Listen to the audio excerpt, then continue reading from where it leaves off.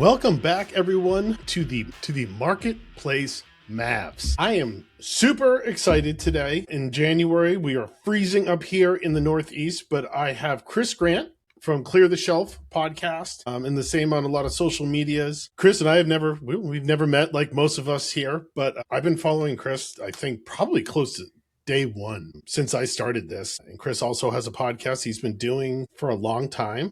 So welcome, Chris. Thanks so much for having me, man. I really appreciate it. Yeah, you're a polished podcaster. I have to usually go back and tell my editor, like, somewhere around here I started fumbling all the words and forgot the name of the podcast. The whole thing about being a polished podcaster really is what happens in post. Yeah. I use Descript, and so all the ahs and ums they get pulled right out with the AI, and then it makes me sound good. I like that. See, these are all the little things I keep on learning. Well, Chris, you fit on this podcast well. Number one, you do fit you just made it over the hill. You are 40 years old now. So, and I consider you, I have to put you, and I know, and this is putting it as Miles put it, when I first met you on one of his community calls, is an OG in this space. And I kind of consider anybody, when I see an X profile, and it says like 2016, 2015. I'm like, oh, this guy's been doing it a while. And that's you. You started when it was really the Wild Wild West, and you just moved along and kept on evolving and are one of the people that make OA and now RA, you're thinking, work. So I guess tell me a little bit about, what your business is like now. Sure. So yeah, we have evolved greatly through the years, and we've tried literally everything. We've gone the private label route, and people give me a hard time, like, well, you never built a brand. And I'm like, well, I actually did. It was much different when we did it. You could just import anything from China and, throw your name on it and you were good to go. But we actually did a pretty good job for a very short time until we found out we were breaking the rules. And we started with magazines and books. We did thrifting when that was okay on the platform. It wasn't like against the rules. And we did retail arbitrage. We did bulk books. And we grew retail arbitrage pretty large. There was a time where I had an employee who was helping me. We were filling up U-Haul trailers, like about once or twice a week, and shipping things out. And then I really I was like, I don't want to be a road warrior. Like, it's fun. I enjoy it, but I also want my kids to be able to walk in and not be like, is dad going to be back for dinner today? I wanted to be able to pick up from school, take to school. And so I was like, we're going to do OA and we're just going to figure it out. And I also didn't want to have to touch product anymore. So I had used prep centers, off and on throughout the years doing RA. We dropped off in Ohio. We dropped off when we moved to Florida. Then we brought it back in-house. But with OA, it just makes so much sense to send it to a tax-free prep center. And it made my life so much easier. I didn't have to call in my wife to help me pack boxes because a shipment needed to get out. And it fits our lifestyle. It allows me to batch the sourcing and then do all the other things that really interest me, like the podcast, like doing social media, some affiliate marketing, creating software, that kind of stuff. So it's been fun. I wouldn't trade it for anything. Yeah, I think number one, and I think this comes into effect when you get older, is being an entrepreneur and how impressed I am with the 20-somethings doing this. I think it's the new small business. I think it is. Before I did this, I was like, God, are they all just sitting in their parents' basement? Like, no, they're not. They might not be starting landscaping companies and construction companies, more so what they did in the 90s when I was, coming of age. They are doing e-commerce. They are so good on these platforms. But I think some of the hardest thing is they want that instant gratification. And they don't quite, and OA does give that to a point, but it's hard to understand how long it takes to really become good at something and stick with it and come up with processes. It's not 2 years. 2 years, you got a really good handle on it. Mhm. But when you stick with something and evolve with it, and you're going to 5, 6, 7, 8 years, you really become to master your craft. Yes. I mastered the craft of owning a taxi business. I knew just how to run one. I did it for 20 years. I could do it without thinking every day. And that's really where the e-commerce comes in, and even more specifically, Amazon, and just growing with that. And what is you do this with a partner, and what is your stack like as far as employees? We've got a team of 3 virtual assistants. They really do most of the sourcing Ooh, nowadays. And okay. so I can kind of just look from the sheet. Now, I still like to have my hands in the dirt though.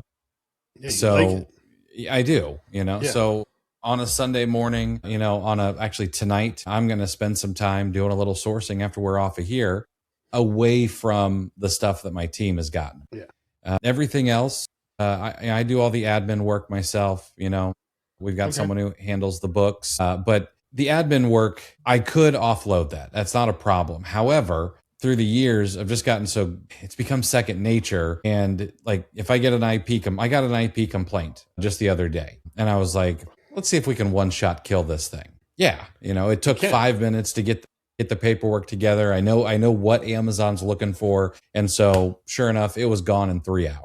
And we do that on a regular basis. So like I handle that stuff because it's fairly simple. We've got a service that handles reimbursements and stuff, so I don't have to beat Mm-hmm. my head against that brick wall. And we've got a prep center who handles all the product for us. We do all the buying. We take the last look. We are bringing on someone for retail arbitrage. Mm-hmm. I I can't I can't let all those RA guys have all the fun and the profits in my Get backyard. those regional sales. Yeah. So Yeah. we are going to start doing some more of that. She's going to handle the shopping and the shipping, so I can keep my hands off the product. But yeah, that's all. That's all. Not a. I like to explain it that this is not a hard business. It's fairly simple, Mm-hmm. but it's not easy. No. So after a while, once you start getting processes in place and things like that, it does start to kind of run on its own, and you Right. can kind of take your hands off the wheel a little bit. Right. I really like it's a perfect example of when someone sticks in leaning into what you're good at in Amazon. You really I say, I'm like, if you are doing OA, you gotta like it.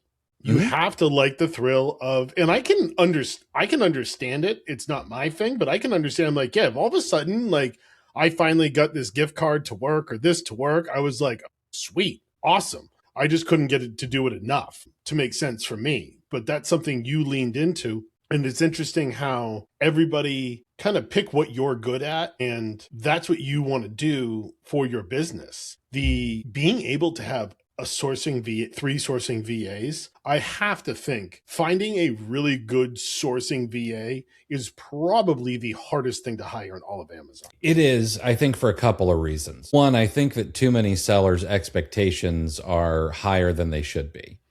Mm-hmm. Yeah, I mean, so first and foremost, we're entrepreneurs and we're business owners. And we've got to realize that we care so much. Like this is our baby. It's what pays our bills. It's what put foods on the table, clothes on my kids' backs. And the problem is you're not going to find an employee or a VA or a team member who is going to care like you do. Right. I'm sure that nobody who drove a taxi for you cared, that they busted a mirror and you had to replace it and that was coming out of your pocket. Right. No.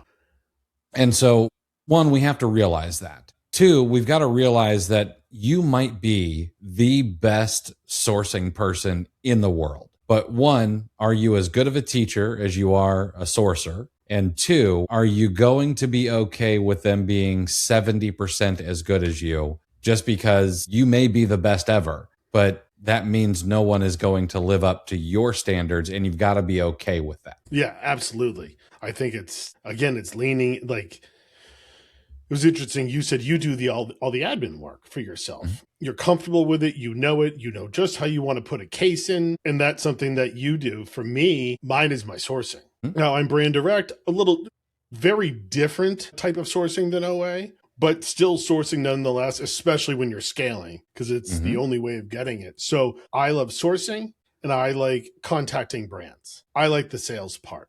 I've only Yeah. been doing Amazon for a year. I don't know the back end of Amazon. I mean, yeah, I Sure. can put in a case, I can stumble through it, but I've put all my effort into learning Amazon. So when I was hiring my VA, I was like, I don't need someone sourcing. I was like, I need an admin VA and I'm brand direct. I need a VA who knows the back end of Amazon and how to create listings, optimize listings, use Helium 10, keywords, all of that. I need to be able to feed her. And luckily that's what I found. And I don't touch anything admin. I see my health Beautiful. score. I check things, but that's it. I don't touch it, but I do all the sourcing. So it's interesting. We all kind of lean into, or, I talked to a couple other Kaj and the Ecom Unlimited guys. Mm-hmm. They do all their own marketing. They don't Okay. have an ad agency. They like doing it. Something I think I would like. There's so much to learn with it. There's only so much I can cram in a brain, but I really love the marketing and I like doing what drives revenue. Mm-hmm. So, but those guys, they're like, yeah, we got into it. Now there's two of them, so they have more time to themselves. And they're like, yeah, instead of paying an ad agency, we just got really good at it and do it ourselves. I was like, that would be something I'd like to do. That would be something I think I would enjoy doing at some point. Mm-hmm. Yeah, and honestly, well, once you dive into the PPC side and you start pulling some of those reports, Yeah. you're going to probably find some other brands that you could go after, and it'll probably fuel some of your sourcing. Yeah.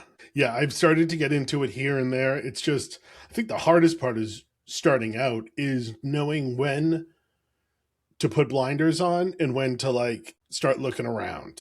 Mm-hmm. I think that's been my biggest challenge is like, you're not going to learn all of it. I messed around with Walmart for a little while and I was like, nope, stop doing that. All it is, you just took up like 4 hours of your time trying to figure out how to do a case and you have like $800 in inventory over there. Don't do that. It's the entrepreneur's curse, man. Yeah. Which I love because I'm never bored. There's always a shiny object that I want to go after. Yeah. Yeah. And that has been me. And I'm like, nope. Just someday, not today. Because, I think I talked to a couple brands and they were like, well, no, we're full on Amazon, but we'd let you sell it on Walmart. And I'm like, ooh, an exclusive deal on Walmart. I'm like, no, there is so much more to setting that up and doing that. I don't know it. No, thank you. Mm-hmm. And I had to start learning how to say no. So it's really, it's just I compare it to like starting off in Amazon. It's just like taking that fire hose directly to the mouth. Absolutely. And, you being in it for so long, you've been able to kind of digest it more, even though Amazon in 2015, I mean, there's not much that you can compare to today. No, wildly different. Both good and bad. I won't play down the things that have changed that are not necessarily the most seller friendly. But on the other hand, the volume that we can move on Amazon compared to what we could 10 years ago is insane. It's incredible. Yeah. Like what you can really move and just how small you are. No matter how big you get. Yeah. It is just, it's you so think massive. About, well, yeah. You even think about Pattern. The biggest company on Amazon at the moment, they're doing over $1 billion a year, and they're not even 1% of Amazon's total gross revenue in the United States. Yeah. There's just still another little guy. And I think they're publicly traded now or getting They are publicly traded. They are. So it's, we're just carving out this little tiny corner. And Amazon's never going to die. I mean, I know people love to post that on social media, but like it's going to become harder and you just have to evolve with Amazon and find your lane. And sometimes some people, their lane is a couple of different things. My lane is going to be, I think, one way. But I do think a lot of my success, but what I want to talk about tonight is the power of social media. And this is more to people like our age and learn how to evolve because I tried to think about like, hey, where has it made me money? And there are so many different ways it's made me money, not like directly cash in my pocket, but through referrals, through knowing people online. Every app that I have is from someone saying, hey, this accounting app is really good. Like I use this one, it grows with your business. I ended up like going with that or talking to people and getting new ideas, how to do something, learning something completely new, just constantly over and over again. Really, with, I kind of look at it as like they're almost like your coworkers, but you're in like different departments. Yeah. We're not necessarily, especially on the wholesale brand direct side. It's not like I'm sure not telling the guy I Zoom with here and there, like the name of the brand that is my number one brand right now. Like we're not, you can't tell them everything, Sure. but there's enough to go around. Absolutely. And I think you've really taken that social media, and it doesn't, I said that I just started it, and Miles said, just take a picture of your orange bars, take a picture of your shipments, and just do it that way. And then I was like, I asked him, I'm like, what about a podcast? He's like, just start doing it. Mm-hmm. Yeah, just start doing it. You won't be good at it. Just keep on doing it. I was like, yeah, okay. I'd say that is something that the young guys really have over us who are a little older. This whole, just if I'm gonna look cringe or I'm gonna look stupid, like whatever, I'll just do it and I'll get better, and that's okay. And a lot of them are Teflon too. The arrows that do get slung don't seem to stick. They're able to brush it off and keep going. And I'm envious of that. I certainly did not have that at their age. I've gotten much thicker skin now. Yeah, we have.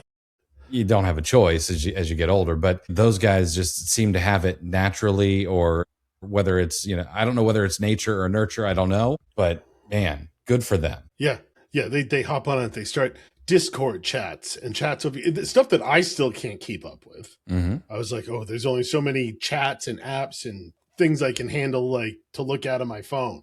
But yeah, it was one of the first things when I started Miles' program, like the first week or so, I was like, I had to kind of get it. I was like, you need to get over listening to a 25-year-old because he knows more than you in this space. And it's just until, I want to say this year, beginning of this year, where I know my path, I've set up systems, and I'm kind of on my way, is when I finally been able to bring my past business experience in. Mm-hmm.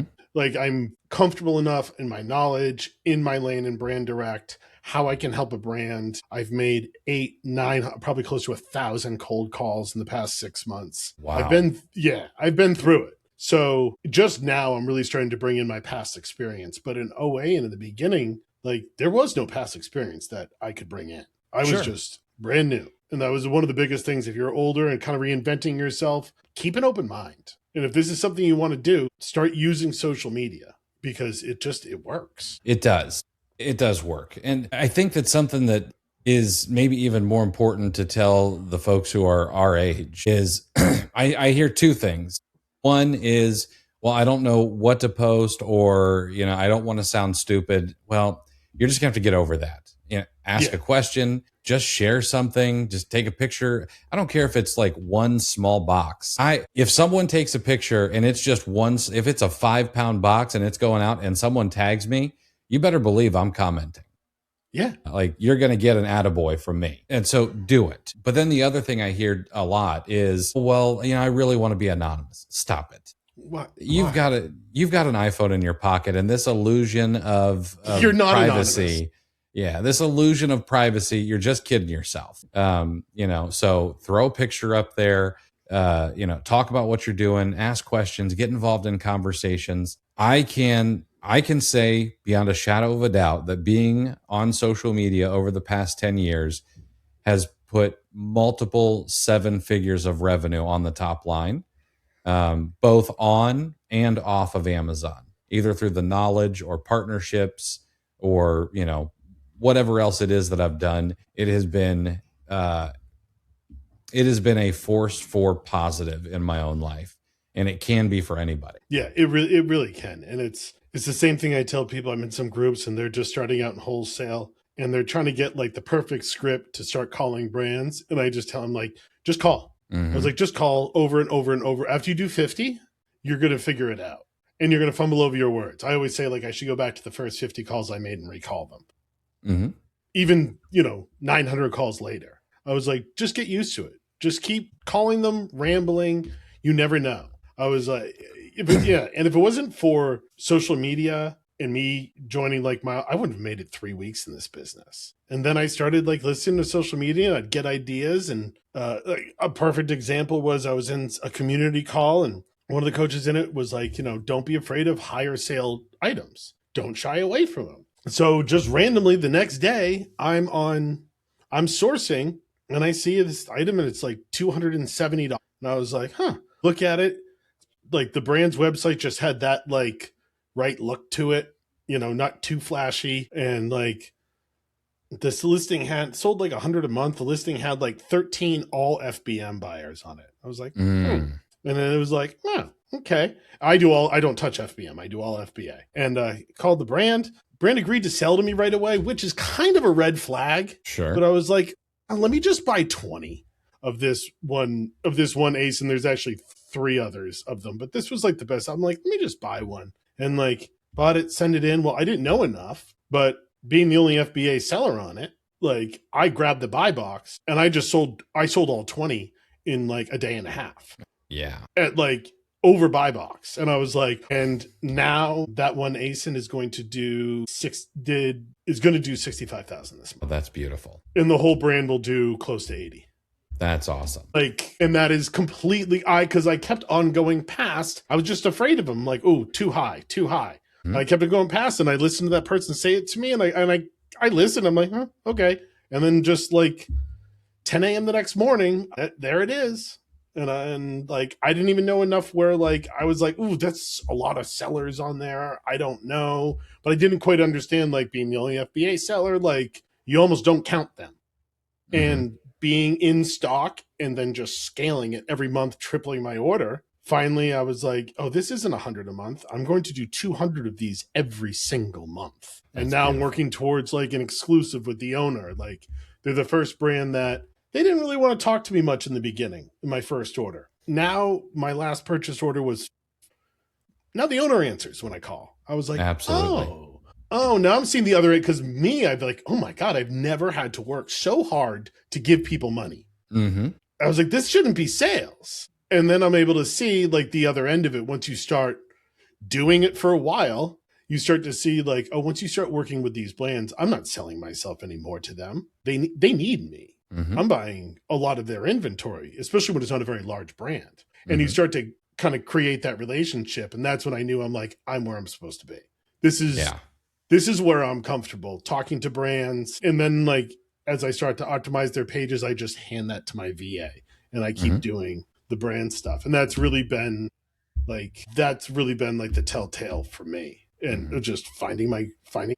I'll tell you what someone needs to do in either in brand direct or wholesale, whatever it is. When I sold insurance, I took a bunch of sales courses. I took some Dale Carnegie courses. My sales managers would put on courses. And I ended up taking this one course on cold calling. One of the best things I ever did. Yeah.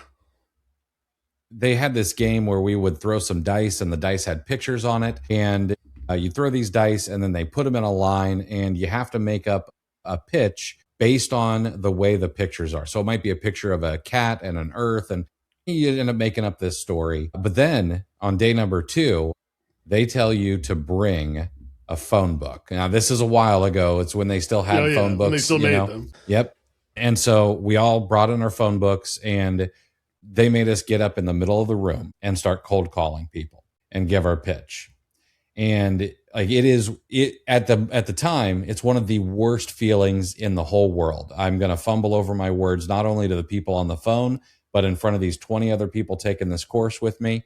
And it sucks, but you'll learn a ton after making 10, 20 cold calls. Someone needs to run a boiler room like that for wholesale, for brand direct, and get people through that pain as quickly as possible. Yeah. That's what I did. Like I literally just said, I was like, I need to get past this point. This sucks. I was like, the faster I make the calls, the I won't have to do this anymore. Mm-hmm. Like at some point, it's just going to start working off itself, and you don't need to source all that much.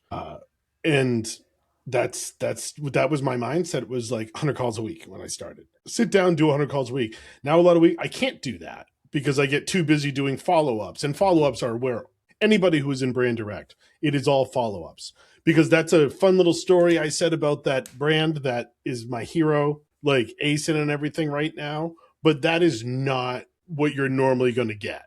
That is, I made so many calls. It wasn't luck, but I made so many calls. I created luck for myself.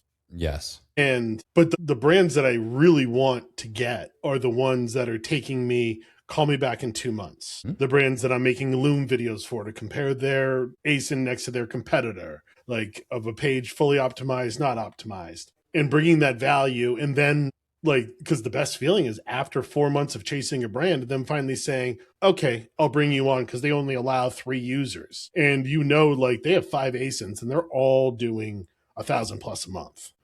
So it is like instant making money. And you have a brand that is supporting you by not allowing more sellers on. So that's really, and that's going to come with follow-ups. You're not going to get that first call. You're just not. So it is putting in the time, and you're right. We could use boiler room and just go in and do 100 calls. Yeah.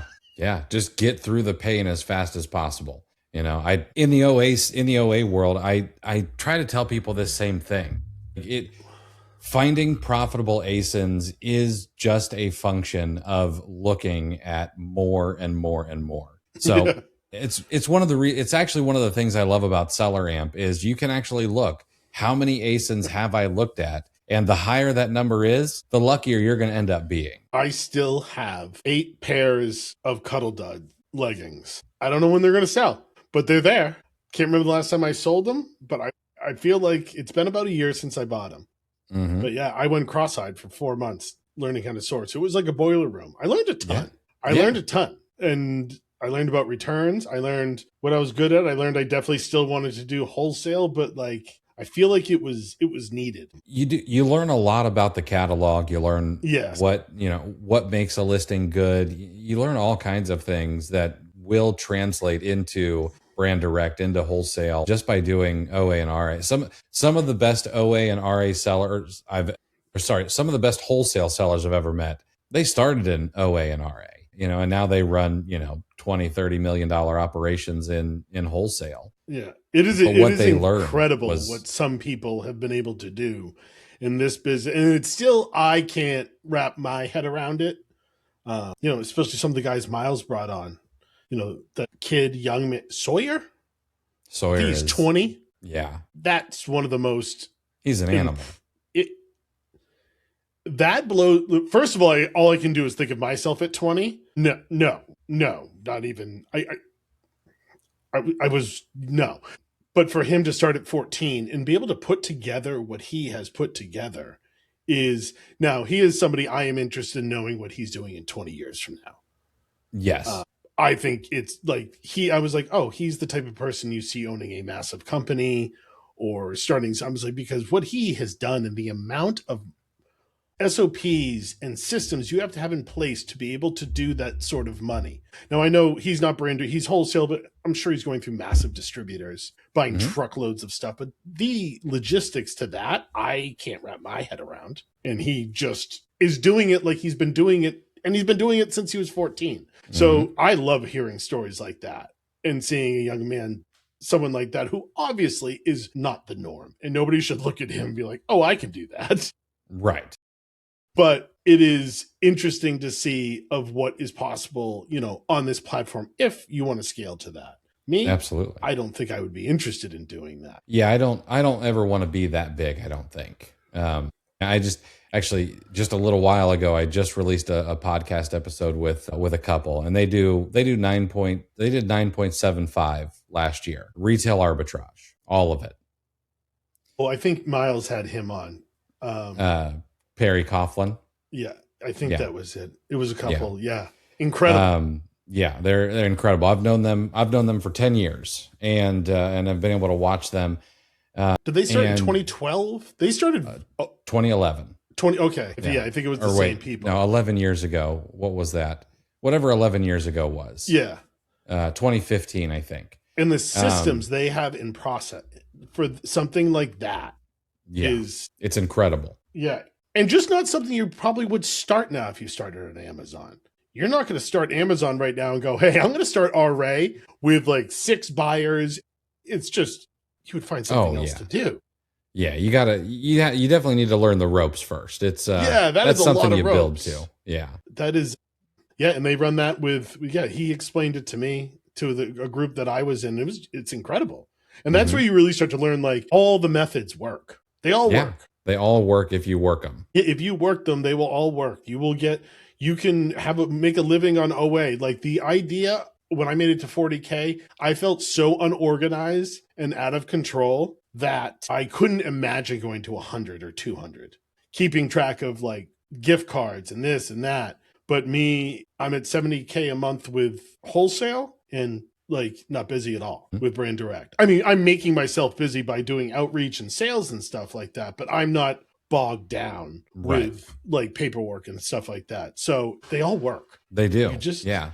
You you got just to got to put it pick in. your hard and stick to it. Right, right. And you found a way with OA where you just know it. You're not interested in going into brands or brand direct. I'm sure you have the opportunity to. Yeah, I mean, I wouldn't mind because I actually love sales. I love selling stuff, man. Yeah. It is literally Us my favorite thing talkers, to do. it's a gift of like, Yeah, but I've thought about it, but I like what we're doing. You know, Mhm. it hasn't lost its luster yet. Mhm. And if if it loses its shine, then maybe I'll look to start doing wholesale. Or if AI takes over, online arbitrage, then maybe we'll start doing some wholesale. But I don't see that happening yet. So we're gonna keep doing what we like. Yeah, I think with anything in this world now, it's yet. Especially in e-commerce, like you have no idea what's coming. Or you might have an Yeah, idea is coming, but it's just coming so fast with AI, and AI is so valuable. I use it every day and I still stumble through it, but it's used every single day in what I do. every And day. Yeah. every day. And I know so much less than like most people, but then again, I probably know more about AI than the average person. I bet you're top 3% Yeah. easily. Yeah. It is just for the Amazon space, it's so powerful. Yes. I couldn't figure out my Slack for whatever reason, like computer stuff like that confuses me. Hmm. Like they have certain ways to set up channels and nothing was going right for me. So I just went on ChatGPT, started talking to it, and I just built out my entire Slack of SOPs through ChatGPT and just copy and pasted. I Yeah, was like, oh, so I absolutely. tell people, I'm like, if you are computer illiterate, AI is even more for you. Absolutely. Yeah, I Yeah, was like, you don't need to be like a computer genius to do AI. You actually the less you know, like the more it'll help you. yeah, and you can offload, mundane tasks to it. You want to take your sourcing cost from one software and put it to another, and you can't get the upload to work.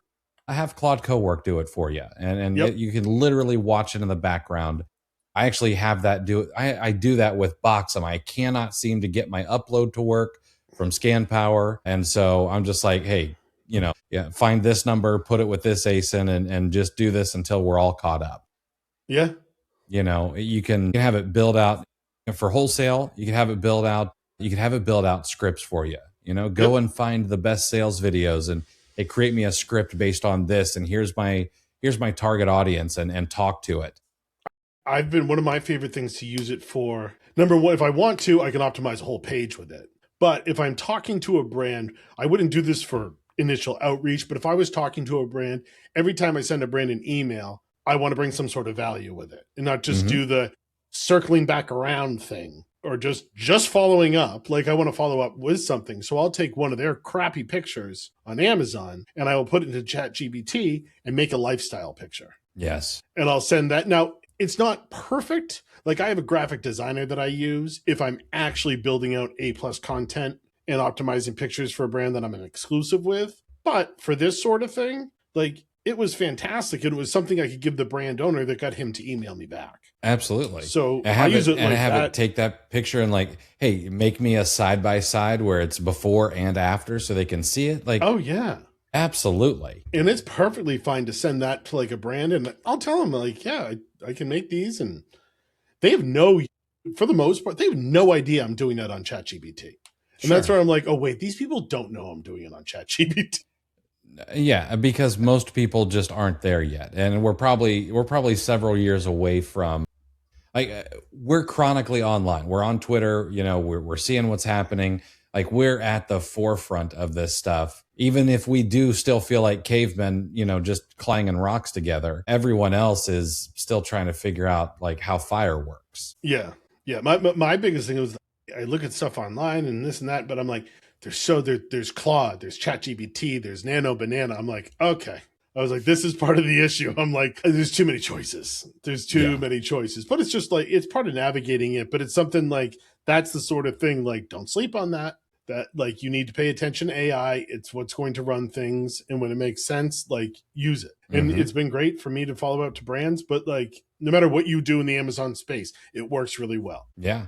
And we've even used it to speed up our sourcing. So one of the things is we do a lot of manual sourcing, and you want to go somewhere where maybe SellerAmp doesn't grab the title for some reason. Well, you pop in WhisperFlow and you just say the title and have it search, and you can go through hundreds like that. Yeah. It's so good. I just got WhisperFlow the other day. It's another one that got me from seeing it online enough, and I heard someone talk about it. I'm like, oh, 2-week free trial. And then in 2 months, I'll realize that I've been paying for it for 2 months. Yeah. But I'll tell you what, if you build out your snippets and you take the time to really, really use it, you're not going to want to do anything else. Yeah, that's what I hear. People are loving this the WhisperFlow thing. So it's like anything else. You just have to keep on keeping at it. Exactly. Yeah, I am so glad that you came along today. You are definitely in our demographic, and I think for other guys more in our age bracket, you've really been doing it for so long, and kind of you show that the longer you do it, the better you get at it. Just like everything else we've done in the past. Absolutely. Just keep doing it. 2 years is not a long time. 5 years, you're really just getting into it and learning how to evolve and kind of see things happen before they happen and not make the mistakes you made before. Because I know that first year, I have made some mistakes. I've had some bangers, and then I've had some like, I should not have bought that. Yeah, and what's crazy is that's going to happen even when you're 10 years in. Yeah. It's just the nature of the game. But I don't know. I think that's one of the things that keeps me coming back too, because there is still so much to learn, no matter how much I think I know. Yeah, absolutely. Well, thanks for coming on. And if anybody wants to find you, Chris, you are at Clear the Shelf. Yeah, I'm at Clear the Shelf literally everywhere. Twitter, Facebook, YouTube, Instagram, everywhere. Awesome. Well, thank you again for coming on. And hopefully one of these conferences we're going to be able to run into each other. Yeah, absolutely. That'd be great, man. First round's on me. Awesome. Well, until next time, guys, I will be back next week of either just babbling myself to you or with another guest. Have a good one, guys.